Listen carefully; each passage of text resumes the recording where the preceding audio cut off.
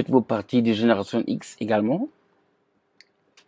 On va toujours accorder votre talent et vous encourager, en quelque sorte, vos progrès ont développé par eux-mêmes.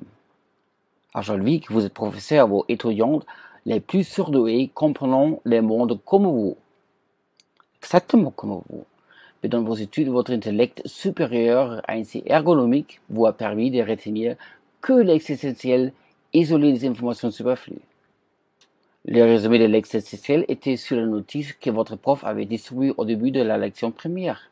Vos camarades ont dévoré les bibliothèques entières, disputé, réfléchi de matin au soir, mais que vous avez eu l'humilité et la geste instinctive d'apprécier le génie de vos maîtres à la place de les questionner.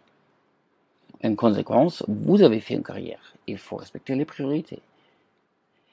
Également, vous avez consacré votre temps stratégiquement pour les événements sociables et pas gaspiller du temps aux études vaines.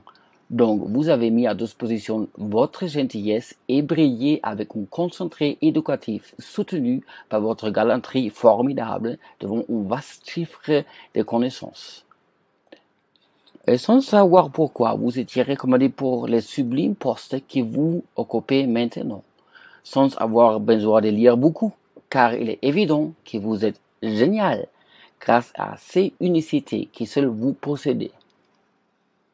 Votre opinion, c'est aussi l'indicateur par excellence qu'une de vos élèves a un futur important. Votre opinion. En fait, que votre opinion n'est pas seulement unique, mais aussi juste, ça confirme par le fait que tout spécialiste pense de la même manière, et vous pouvez recommander chacune d'eux.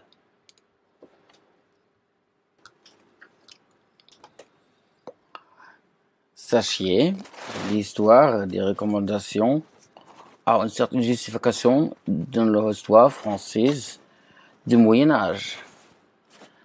Coopération d'ancien régime italien d'abord un centre de conservation des savoir-faire et son développement. Après la peste, il n'y avait pas beaucoup de gens, un spécialiste des prunes a eu ses apprentis dans son village à Gênes. Si un maître de fromage cherche un nouveau apprenti, il demande à ses amis sur place.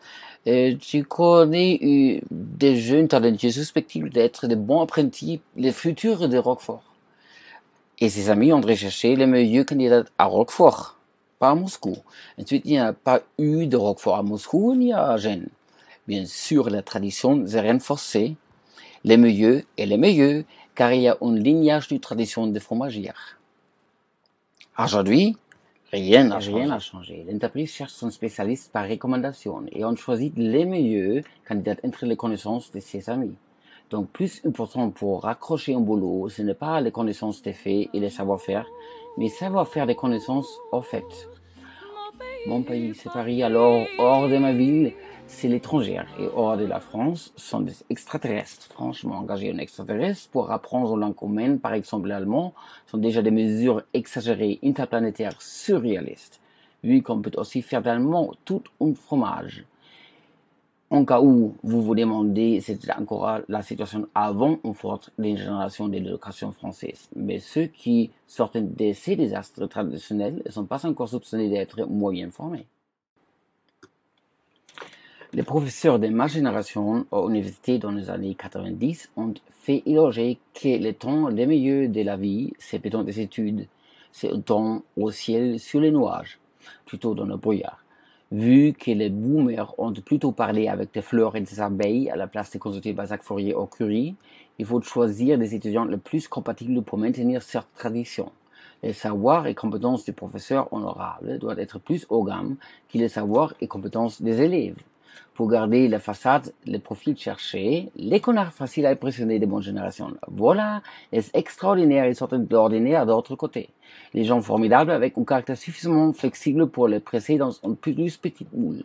Déjà grâce à l'intelligence régionale, il y a moins de candidats arrosés qui demandent pourquoi ils n'acceptent pas parce que, comme argument, comme un compte. Traitement prescrit, engueulé, t'en as pas d'étoffe de réussir, et pisotage permanent.